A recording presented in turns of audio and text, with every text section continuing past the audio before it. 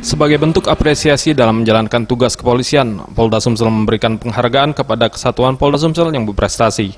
Selain itu juga, Kapolda memberikan penghargaan kepada personil TNI dan Polda Sumsel yang menorehkan prestasi dalam usaha penanganan laka lantas PO Bus Sriwijaya yang mengalami kecelakaan di Liku Lematang, Kecamatan Dempo Tengah pada Desember 2019 lalu.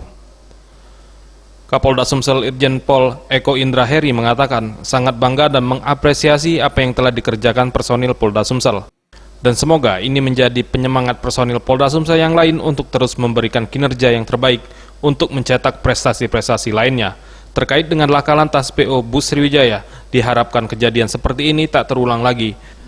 Dan saat ini pemilik bus PO Sriwijaya telah diproses di Polda Sumsel dan berkas telah mencapai P21 atau lengkap.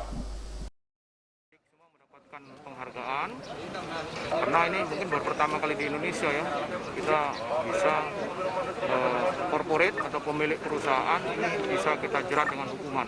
Nah, mudah-mudahan ini juga intinya sebenarnya supaya masyarakat termasuk juga pemilik perusahaan itu juga punya tanggung jawab, jangan hanya tanggung jawabnya kepada supir sehingga kita mengurangi terjadi kecelakaan yang saya kira cukup drastis ya, 35 orang meninggal pada waktu itu.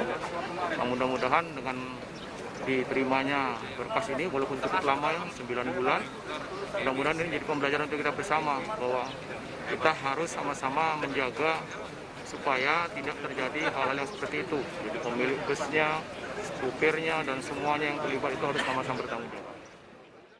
Tim Liputan Sriwijaya TV.